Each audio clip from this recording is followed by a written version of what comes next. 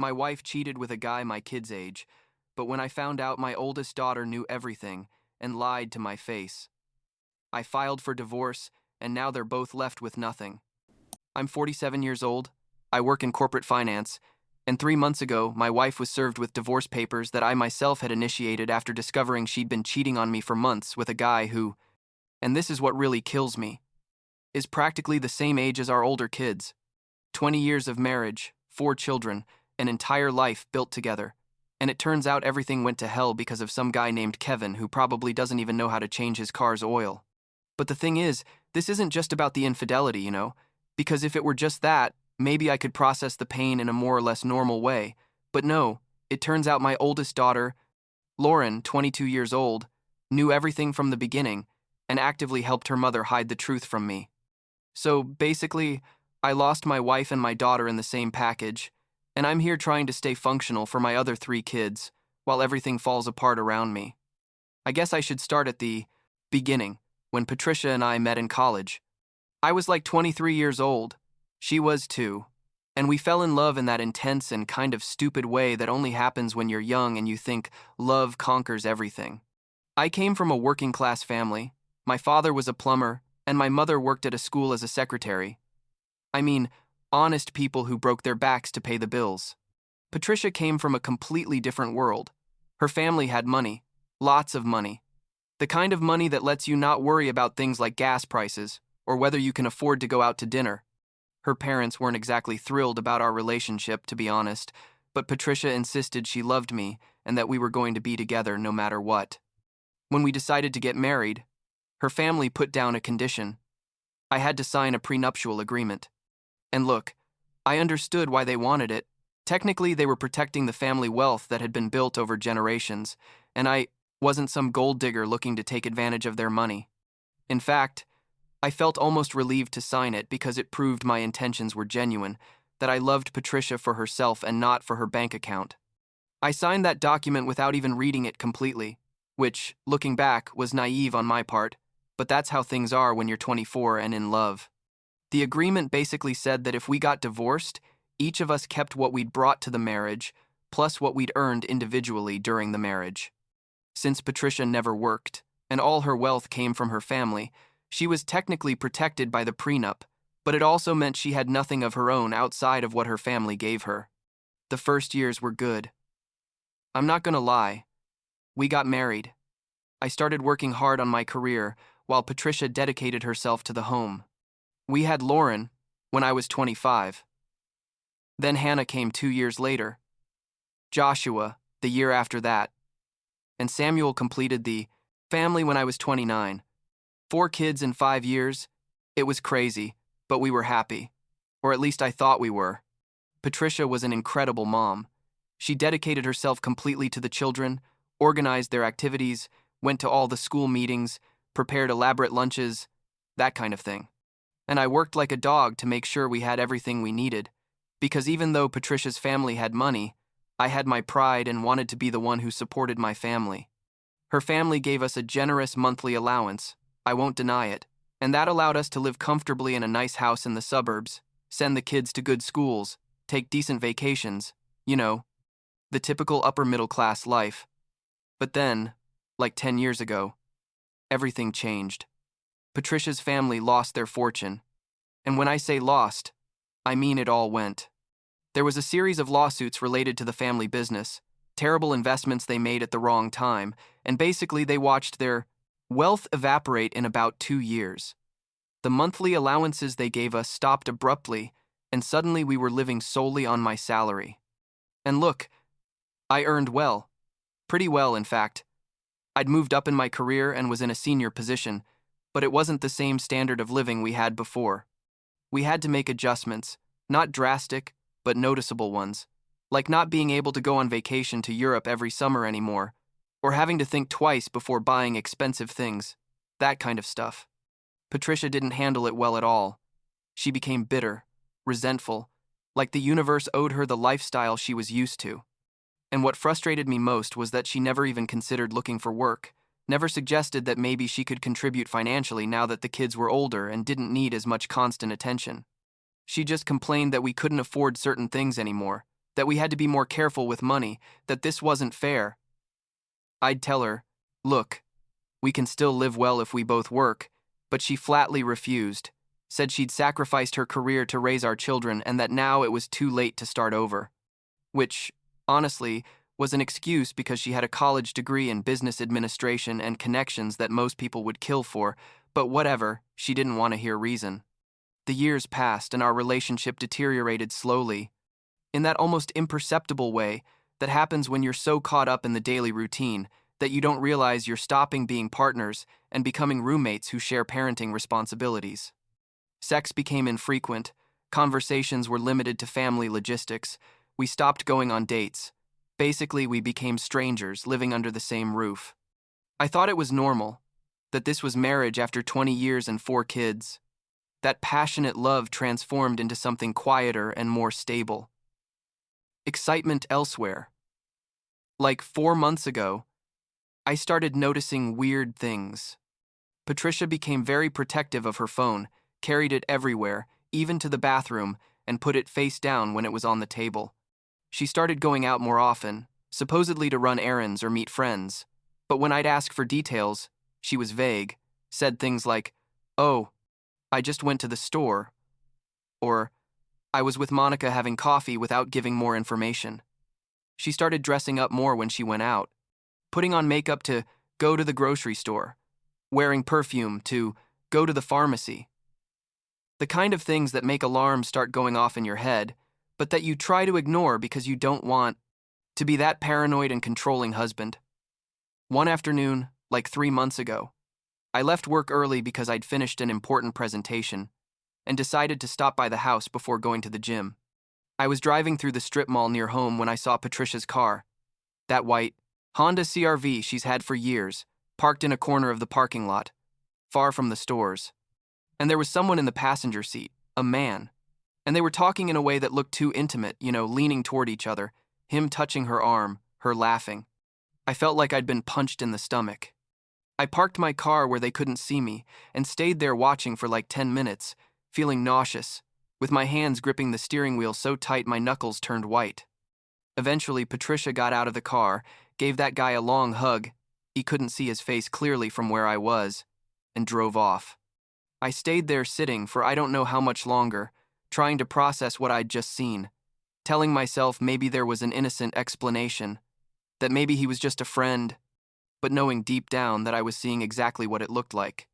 When I got home that night, Patricia was making dinner like nothing happened. I casually asked her how her day had been, and she said, "Quiet, I went to the grocery store, cleaned the house a bit, the usual." She didn't even mention seeing anyone. That night, I couldn't sleep. I stayed awake, staring at the ceiling, listening to her breathing beside me, wondering how long this had been going on, and how stupid I'd been for not realizing it sooner. The next few days were torture. I knew I needed real evidence before confronting her, because if I asked her directly, she'd surely deny everything and get on guard. So I waited for my moment. One night, like a week after the parking lot incident, Patricia fell asleep on the couch watching TV. Her phone was on the coffee table, unlocked because she'd fallen asleep using it. My heart was beating so hard I thought I was going to have a heart attack. While I picked it up and started looking through it, and there it all was. Message after message with a contact saved as Kevin F. But the messages left no doubt that F didn't stand for friend. Exactly. There were photos, explicit messages, plans to meet up, conversations about how much they missed each other when they couldn't see each other. I went to the bathroom and literally threw up, then sat on the bathroom floor for I don't know how long, reading everything, every message, every photo, documenting every piece of evidence I could find. It turned out this had been going on for like 6 months. 6 months of lies, of excuses, of kissing me on the cheek and telling me she loved me while sleeping with a guy who, when I finally saw clear photos of him, looked young, like really young, probably early 30s. She met him at a coffee shop, according to the messages, and apparently he made her feel young again and desired, and all that garbage people use to justify their selfish actions. What destroyed me wasn't just the physical infidelity, but the messages where she talked badly about me, about our life, saying she felt trapped, that I was boring, that she deserved to be happy. 20 years reduced to, I feel trapped, and you're boring. Can you believe it? I spent the next week living the biggest lie of my life, acting normal, kissing her when I left for work, asking about her day, all while gathering evidence and consulting with my lawyer about the divorce process. It was the longest week of my life. I felt like I was going crazy, but I needed to do things right. I needed to protect myself legally and financially before she knew that I knew. The day I had her served with divorce papers was surreal. A process server arrived at the house on a Thursday morning while I was at work. He'd arranged everything to not be present. Patricia called me hysterical, crying, asking what was happening, saying this had to be a mistake. I got home that night, saw her sitting at the dining room table with the papers in front of her, with red and swollen eyes, and the only thing I said to her was, I know, 2 words. I know. And the way her face went pale, the way she immediately knew what I meant, confirmed everything. She didn't try to deny it, just started crying harder, saying she was sorry, that it had been a mistake, that we could work it out, the typical litany of someone who just got caught. I told her there was nothing to work out, that she'd broken my trust in a way that couldn't be repaired, that I needed her to move out of the house, or I would, but that we couldn't keep living together. She begged me, literally on her knees, to reconsider, to think about the kids, to think about our family. And that made me angrier, because where was that concern for the kids when she was sleeping with Kevin in some motel room? Where was that concern for the family when she was lying to my face day after day? Patricia stayed in the house while I temporarily moved in with my brother. We decided it was better for the kids not to see all the immediate drama, and then came the part where we had to tell our children what was happening. Samuel, the youngest, was 18 and had just graduated high school. Joshua was 19 and in his first year of college. Hannah was 20 and also in college. Lauren, the oldest, was 22 and working in marketing, still living with us, saving for her own place. Patricia told the kids her version first, before I had a chance to explain things, and of course she painted herself as the victim. She told them I was leaving her over a mistake, that she'd had a moment of weakness, but that she loved me and wanted to save the marriage. That I was abandoning the family out of pride. Basically, she manipulated the whole situation to make me look like the bad guy, like I was the one destroying the family by not being able to forgive a mistake, as if months of calculated deception and constant lies were simply a mistake, like leaving your keys in the car or burning dinner. My children's reactions were varied and, honestly, painful in different ways. Samuel, my youngest son, immediately took my side. He's always been direct and doesn't tolerate lies.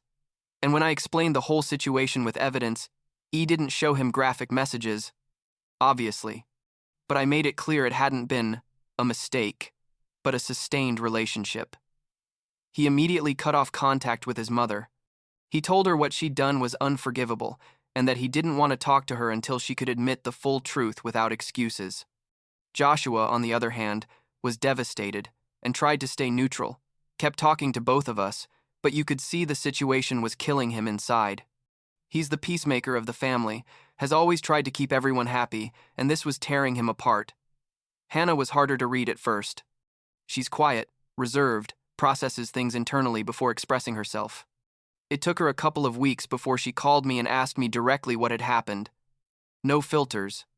Without her mother's version. I told her everything. Again, without going into graphic details but being honest about the magnitude and duration of the deception. She stayed quiet for a long time and then just said, I believe you and I support you, Dad, and that was it. Not dramatic, not effusive, just a firm and quiet support that somehow meant everything to me. And then there was Lauren. Lauren from the beginning took her mother's side in a way that surprised and deeply hurt me. She and Patricia had always been close, like best friends in addition to mother and daughter, but the ferocity with which Lauren defended her mother was something I didn't expect. Lauren came to where I was staying like a week after everything exploded and basically demanded that I forgive her mother. She told me I was being cruel, that everyone makes mistakes, that Mom loved me and I was destroying the family out of pride. I tried to explain to her that it wasn't that simple, that there had been months of deception, that trust was destroyed, but she didn't want to. Listen, she started yelling at me, telling me I was a hypocrite, that I probably wasn't perfect either, that surely I'd done things that hurt Mom over the years. As if any mistake or flaw I might have had somehow justified or balanced months of calculated infidelity. After that confrontation, I had to put distance between Lauren and me for my own mental health. Every conversation with her turned into an attack, into an attempt to manipulate me into doing the right thing and saving the family, and I simply couldn't handle it while also trying to process my own pain and navigate the divorce process. I sent her a message explaining that I loved her, but that I needed space, that when she was ready to have a conversation without attacks, I'd be there. The following months were hell with lawyers, papers, division of assets, all while trying to stay functional at work and present for the kids who still talked to me. The prenup I'd signed 20 years earlier became a central point of the divorce process.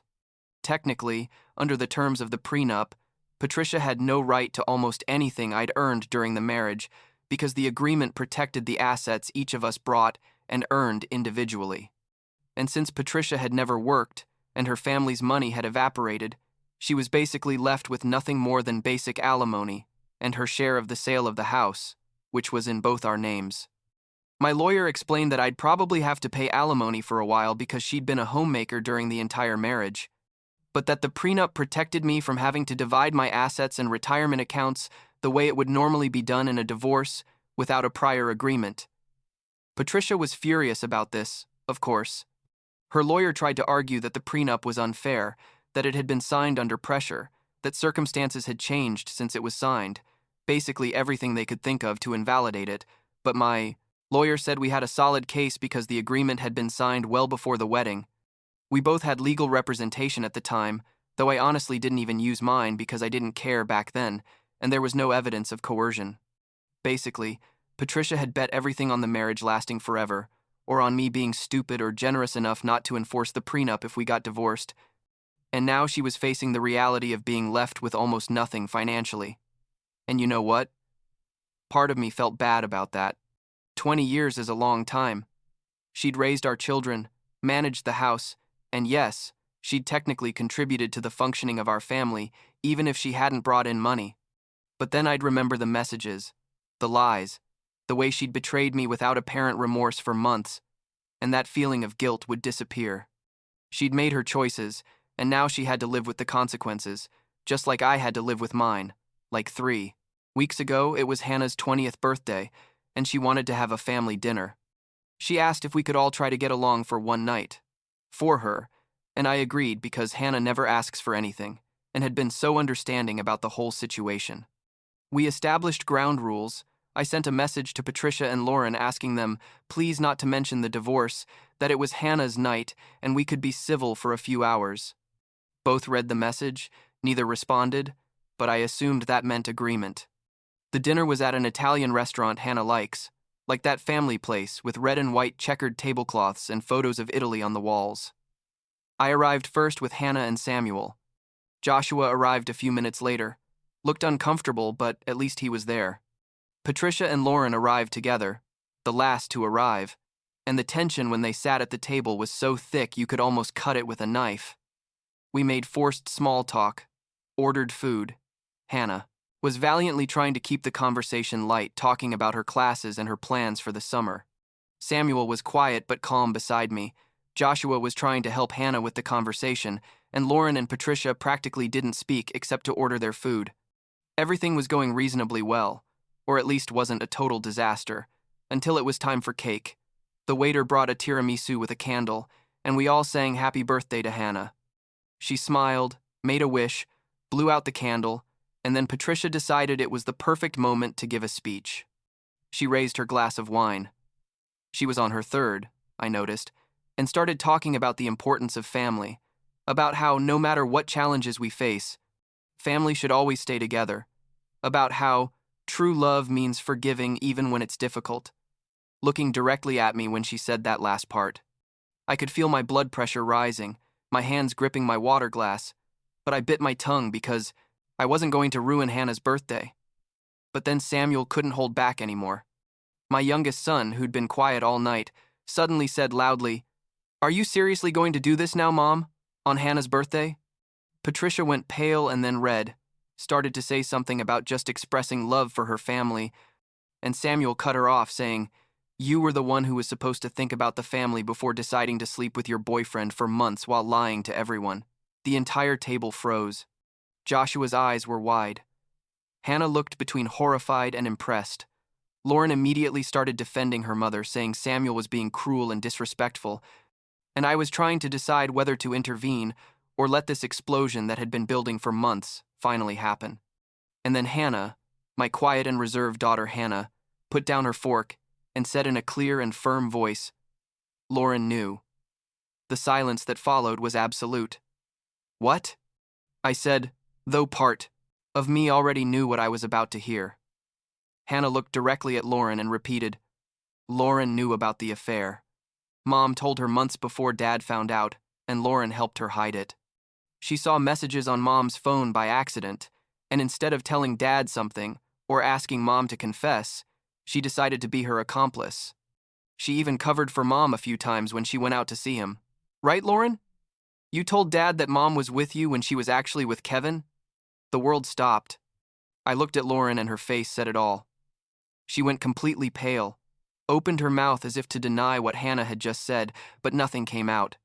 Patricia tried to intervene, started to say something about Lauren just being a good daughter, that she'd asked her not to say anything because she wanted to find the right way to tell me. All pathetic excuses that only confirmed the truth of Hannah's accusation.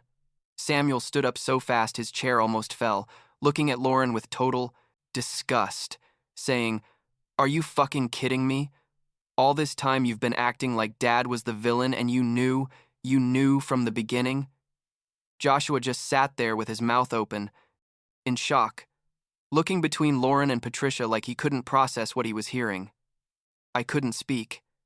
I felt like someone had emptied my chest, like all my organs had stopped working. It wasn't just that Patricia had betrayed me. It was that my daughter, my oldest daughter, whom I'd loved and cared for since the day she was born, had betrayed me too. She'd known her mother was lying to me, cheating on me, and not only didn't tell me, but actively helped keep the secret, lied directly to me when she covered for her mother. All those moments when Lauren had so fiercely defended Patricia, her anger at me for not forgiving a mistake, suddenly made sense. It wasn't that she was blindly defending her mother out of filial loyalty.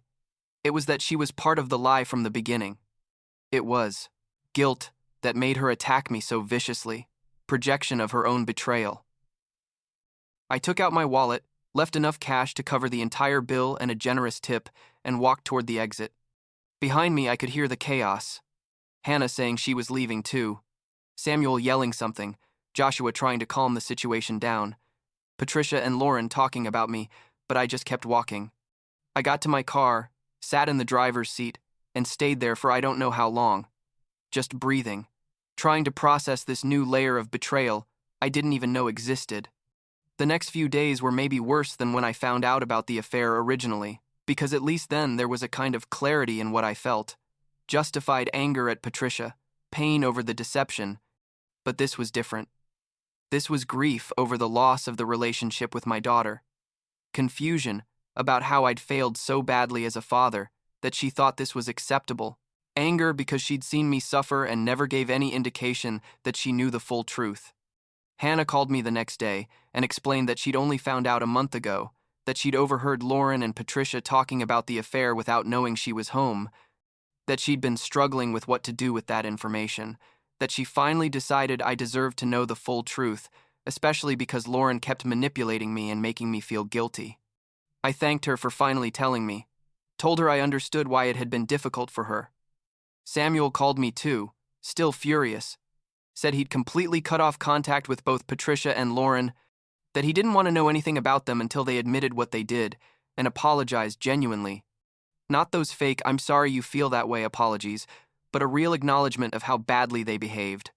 Joshua sent me a long text, basically saying he needed time to process all this, that he still wanted to maintain a relationship with everyone, but understood why I was so hurt, that he just wanted this whole nightmare to end. And Lauren. Lauren said nothing, didn't call me, didn't text me, nothing, which somehow hurt more than anything she could have said to me. I sent Lauren a message like a week later. Not long, not accusatory. Just telling her I knew she'd been in a difficult position, but that it deeply hurt me to know she'd actively lied to me.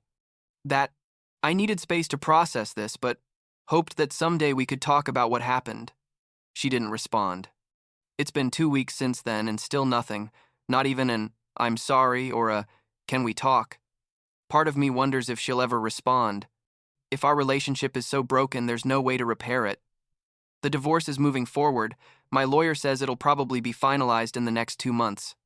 Patricia will have to find work for the first time in her adult life or depend on alimony, which, though my lawyer says I'll probably have to pay, won't be enough to maintain the lifestyle she was used to. The house is going to be sold, and we'll split the proceeds according to the terms of the prenup. The kids are adults, so there are no custody battles, though technically Samuel still lives with me in my new apartment and says he's staying with me when we finish selling the house. Hannah says she also wants to live with me when she's not at college. Joshua will probably split his time between both of us when he's home, trying to keep the peace as always. And Lauren, I guess she'll stay with her mother. I'm in therapy now, twice a week, trying to process all this in a healthy way. My therapist says eventually the pain will become more manageable, that I'll be able to forgive not for them but for myself, that I'll be able to move forward and maybe even find happiness again. Some days I believe her. Other days, I wonder if I'll ever be able to trust anyone completely again. If I'll ever be able to be in a relationship without that voice in my head asking if I'm being lied to, if I'm being deceived again. It's hard to explain what it feels like to have the foundation of your entire life crumble, to discover that the person you slept next to for 20 years was a stranger, that the daughter you raised and loved chose lies over truth. But I'm trying to focus on what I do have. Samuel, who supports me without reservation, Hannah, who was brave enough to tell me the truth even though it was painful, Joshua, who even though he's confused, still loves me, my job that gives me purpose, my friends who've been incredible through all this. I'm trying to rebuild my life piece by piece, figure out who I am now outside of being Patricia's husband and a father in a traditional family. It's a slow and painful process, but I'm doing it.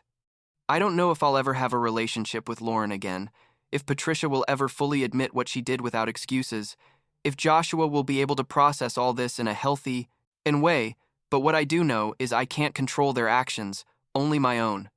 Yesterday, Samuel asked me if I regretted filing for divorce, if maybe I should have tried to make it work for the sake of keeping the family together. I told him no, that keeping a family together based on lies and betrayal isn't really keeping it together. That sometimes self-love means walking away even when it hurts, even when it's complicated, even when not everyone understands why. He looked at me for a long moment and then said, "I respect you for that, Dad, for not staying just out of fear or comfort. And that's enough for now, I guess. The respect of my children who chose to see the truth, the possibility of building something real and honest from the ashes of what was my life.